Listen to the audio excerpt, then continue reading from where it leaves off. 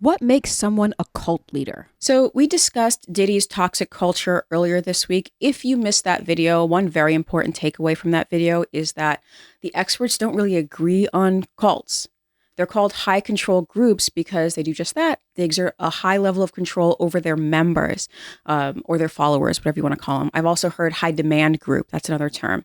It is the extreme end of a spectrum of control that one person or group exerts over another or its members. The pressure scale is something that we're all familiar with, like a AAA. Where's my AAA card? Anyway, AAA, you pay $50 a year and you're in the club. There's a CEO, but you don't really see him. Okay, low control group. Now, moving on, you have your high school friend group. That's kind of medium control. You know, you have to dress right and be cool, but they are not your master. Sometimes it gets a little toxic in high school friend groups, but for the most part, they are not your master. Now, move that on to the scale to cults. Now, a cult is controlled by a guru, a leader at the top, and people are at the bottom. You're probably down here if you're in a cult, unless you're very ambitious and you're up here, in which case you should really listen to this video. Nevertheless, that person is your master. That is a high control group. That is the extreme on that scale up here. This video is about that master. What kind of a person looks in the mirror and says, you know what? People should worship me. Yeah, we all have an ego. We can't all be cult leaders. Why is that? Well, we just don't have that riz. Plus, it's a lot of work to have people worshiping you all the time and they're bent over, kneeling before you, just bowing their heads. It's a tripping hazard. You're going to fall over these people, especially if it's dark. Who needs the trouble? Who needs the trouble of all that? Anyway, in this video, I will talk about contemporary cult leaders, including some of the latest psychological research on them. Plus, we'll dive into cult leaders throughout the ages. Hasn't humanity advanced beyond this whole cult business yet?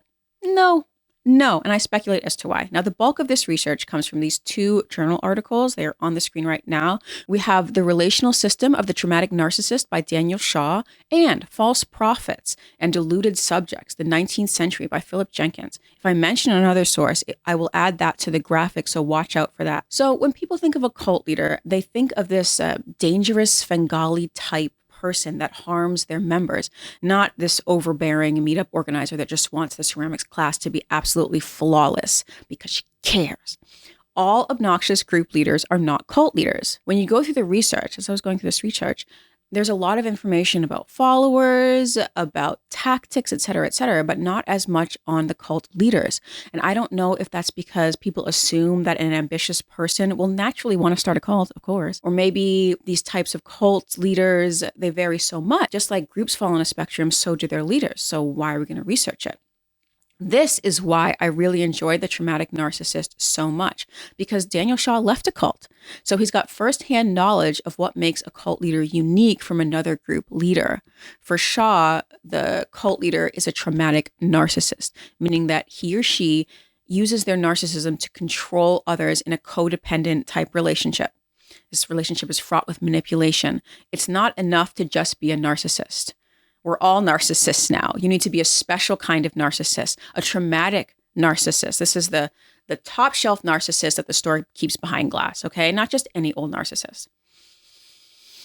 I will say I feel the problem with the cult community is they don't give enough credit to how religions form. Because another name for cult used to be new religious movement. Well, just give it some time and a new religious movement becomes a religion. So let's start at the beginning. Cult is a recent thing. We have had this phenomenon for ages, but the word itself didn't come into use till around the 17th century. So think about 400 years ago.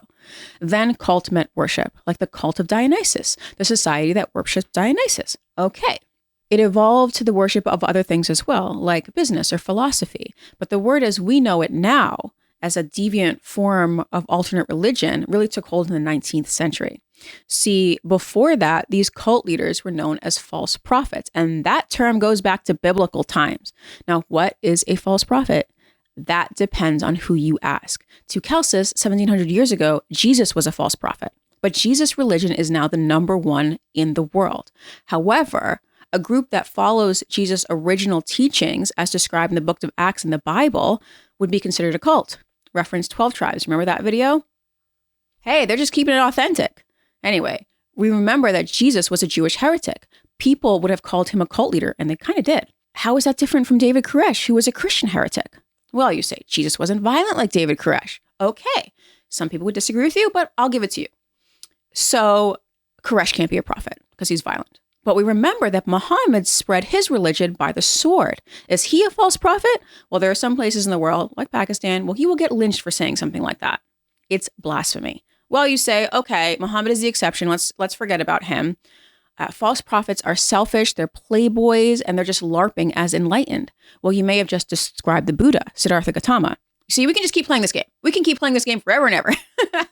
But my point is that one man's false prophet is another man's Messiah. Now, we call that person a cult leader because we have a different terminology, and maybe we have better terminology.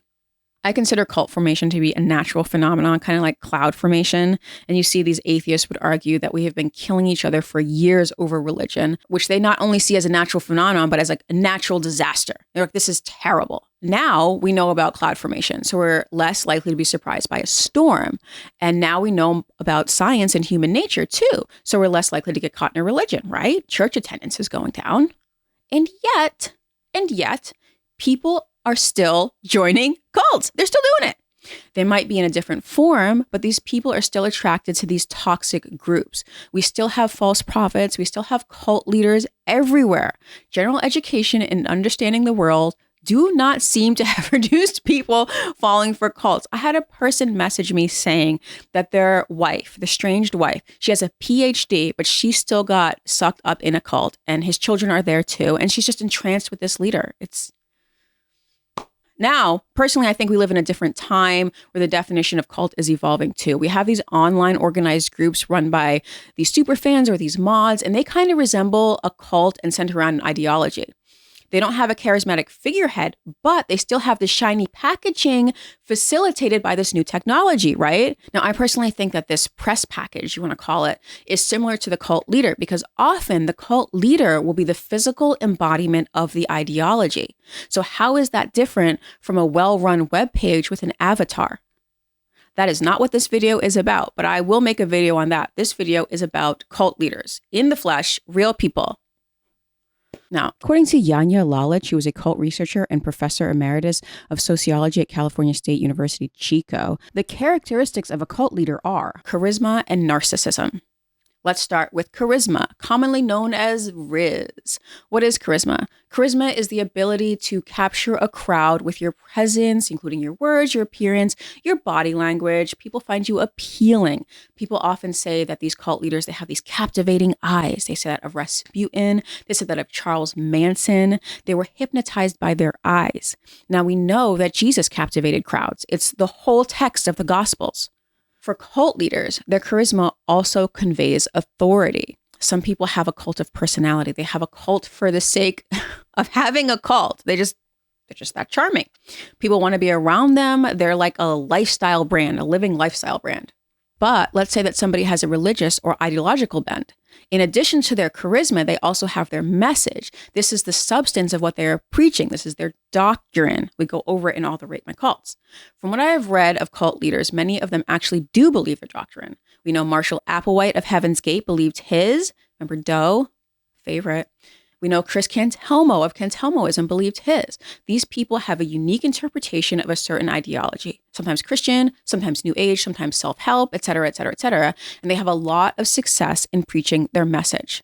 Call it stage presence or talent, whatever, but they can captivate people. Is it the quality of their message? Okay, is it the quality of their message? That I don't know because I have seen people fall for the gamut of beliefs. There are cult leaders who have a good doctrine or they plagiarize a good doctrine and they tell the followers, well, you can't follow this doctrine without following me. Well, that's just not true.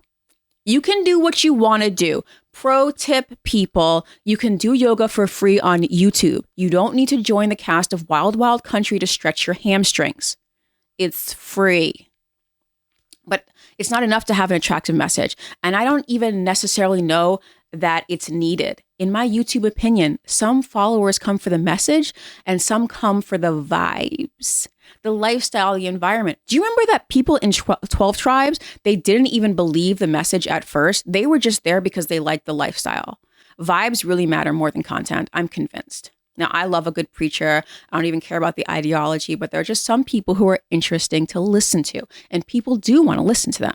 That's how they draw people in, because from the time we are babies, from the time we are these little tiny babies, we want to listen to interesting people. Remember I told you that story of my baby and his baby friend, and my baby friend just sits there listening to my baby babble, and he's nodding along like, yeah, man, this dude knows what's up. He knows the truth, man. Well, he doesn't. He shits in his pants and then fights me when I try to change his diaper. He has zero secret knowledge. Zero. He is a baby.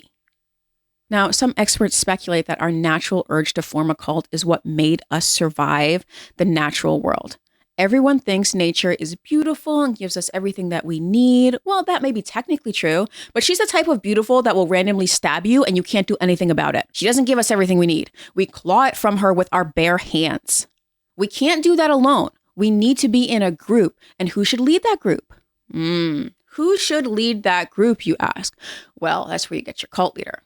Back in the day, this might have been a prince or a lord. It could have been the most confident person or the most violent person, or the person who controlled the most resources. The person who controlled the most resources. In order to survive, people stayed in these toxic groups because exile meant death. So let's focus on this most confident leader, the confident person. We are still seeing confident people rise to power. I'm looking at Donald Trump because he has a cult of personality surrounding him, popularly known as the Trump brand. And he has had that for long before he had his political cult, the cult of MAGA. Donald Trump has confidence. Now, should he? I mean, probably not. I mean, he's made a lot of mistakes. He's been wrong a lot. But confidence is a power in and of itself. The con man is the confidence man.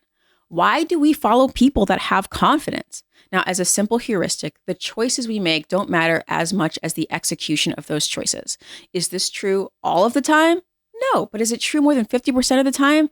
I think so. Or else why would we keep following these confident people instead of following, smart people? So now in this view, second guessing and doubt costs more than having a less than perfect idea. Because if a less than perfect idea is executed with confidence, you'll still get a small victory. But if a great idea is executed poorly, you get nothing.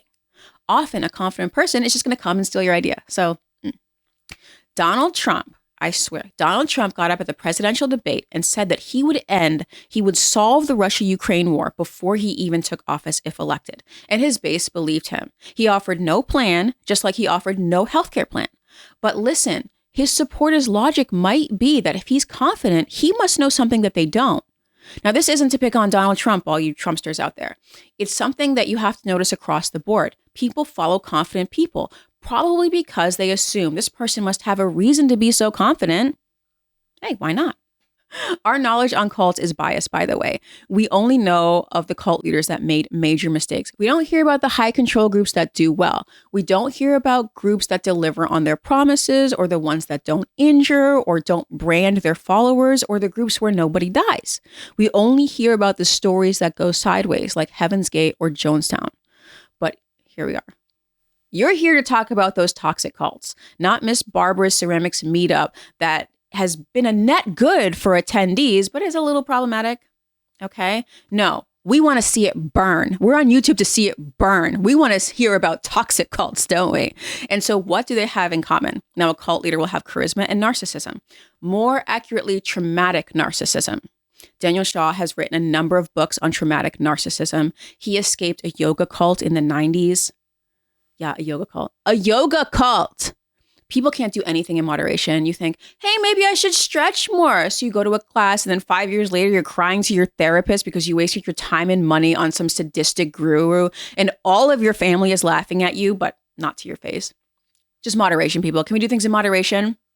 That's not the important part. The important part is that Shaw coined this term traumatic narcissist as opposed to regular old narcissist. See, we live in a social media age. We're all brands now. We carefully cultivate our online personas like a bed of peonies. We are obsessed with who looked at our page and who liked our picture and all this stuff that our parents would just bleh. It is the cult of self. So it's not really an insult to call someone a narcissist anymore. That term has been way overused.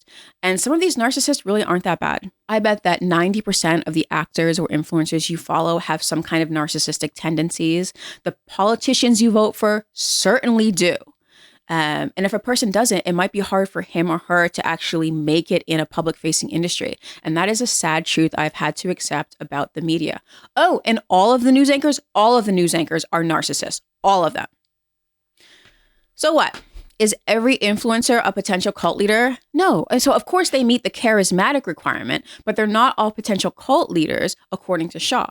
A traumatic narcissist doesn't just think highly of himself. A traumatic narcissist has to entangle other people into his or her delusions. That's why Shaw calls this the traumatic narcissism relational system of subjugation, because it's not enough to sit alone in a room staring into a mirror. That person has to have another person sitting next to them saying how beautiful they are, but that underling can't look into the mirror. See, the mirror is for the cult leader. The followers are there to serve the leader and to forget about themselves. No mirror for you. So we're going to go into cult self in another video, I promise. Just remind me. What's important to know is that the leader will often break down their followers' boundaries and force them to be a compliant slave. These boundaries that we all have, they call this the ego, and the ego is toxic. They convince their followers that their entire personality is toxic and they need a new one. You know, you're great, but the only problem with you is literally everything about you. If we could just change that a little bit. They want you to find your true self, and your true self is this compliant slave that they shape you to be. So if you want to look in that mirror, the cult leader will say, no, that's your ego. Your true self only wants to look at me while I look in the mirror. You know, we discussed P. Diddy earlier in the week. I am not a psychologist. I am not psychoanalyzing him, but I'm just going to throw this out there. What struck me the most about the Diddy allegations were, like, why is he even bothering people? What does producing music have to do with torturing others or hurting them or any of this stuff?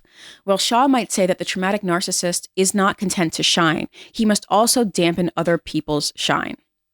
Okay, so how does one become this traumatic narcissist? Well, according to Shaw, at least, many of them had traumatic narcissists in their family. They were the victims of others.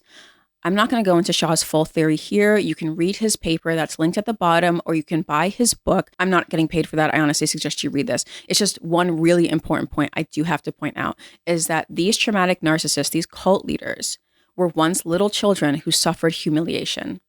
We remember clearly from the Waco video that David Koresh was humiliated as a child. So people, everyone listening, you got to get this tattooed on the inside of your eyelids. Children are adults in the making. Do not hurt them. Do you remember what Bob Marley said? He said, the biggest man you ever did see was at once a baby. This life.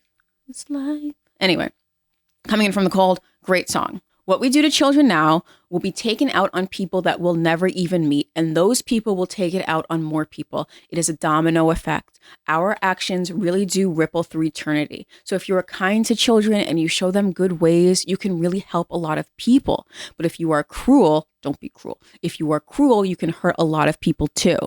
Maybe you'll be reincarnated, and maybe you'll actually hurt yourself. Did you ever think about that? Who watched Dark? That reminds me, who watched Dark? Type Dark in the comments if you want me to do a video about Dark. It's a German TV show about time and love. I really liked it a lot. Anyway, back to topic. So we see from Shaw's research, very hard-won research, this dude was in a cult for 5 years, we see that traumatic narcissists were the victims of other traumatic narcissists. They were taught that it is shameful to depend on others because they were shamed for being needy as a child. But children are needy.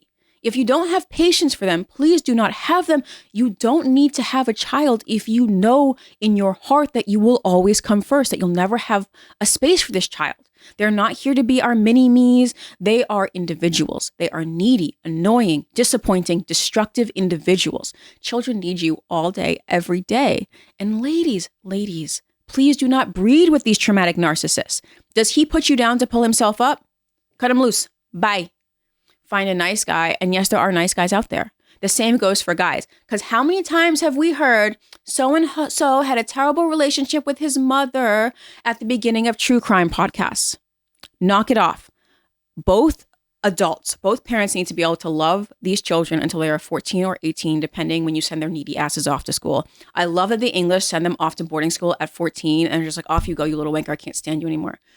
These kids are annoying, but we can't let them know that they're annoying because it's our job to make them not annoying.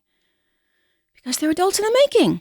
I'm not one of these pronatalist people who thinks that everyone needs to have kids. I should have kids, but some of these other people should absolutely not have kids. You got to be honest with yourself at that point. Now, unfortunately, you might say, Maya, I'm a traumatic narcissist and I already have a child. What do I do?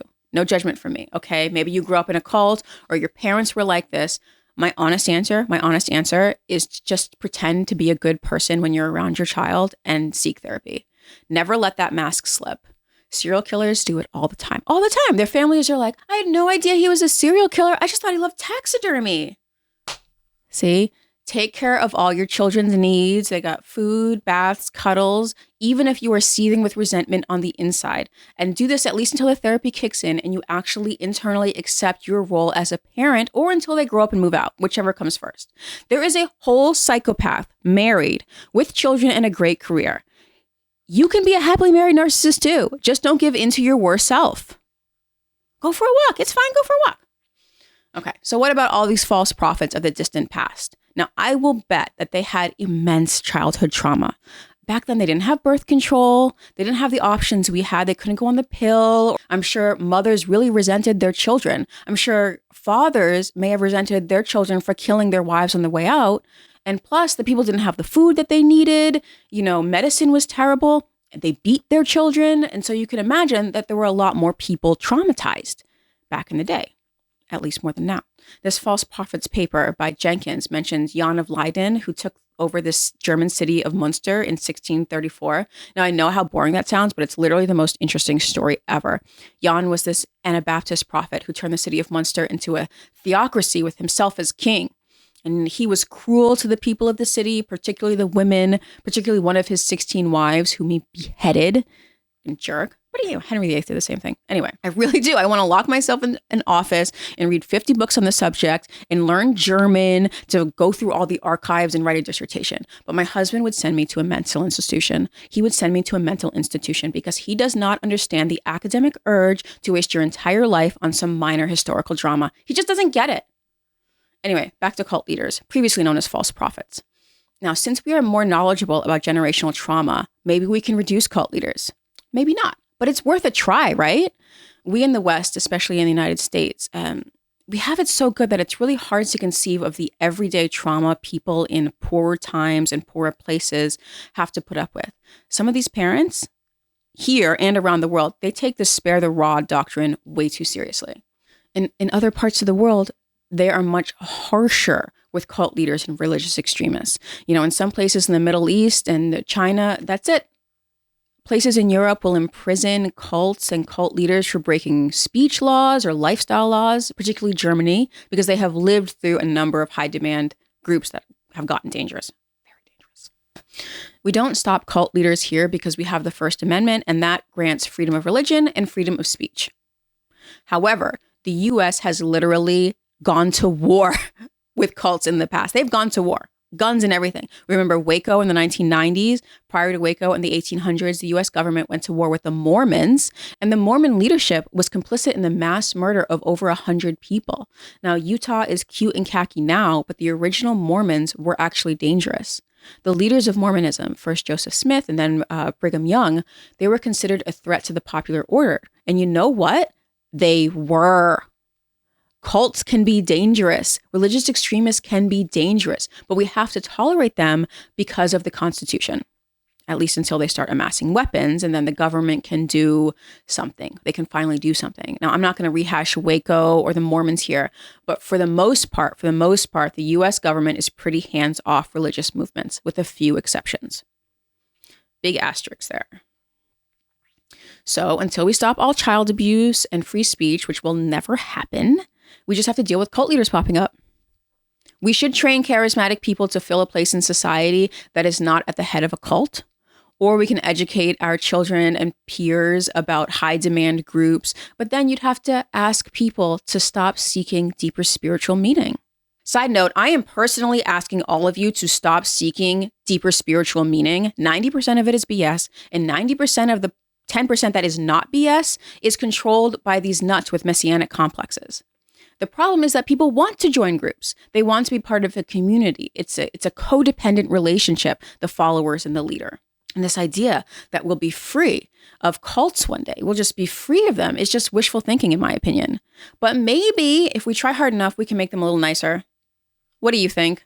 Let me know. Like, share, and subscribe.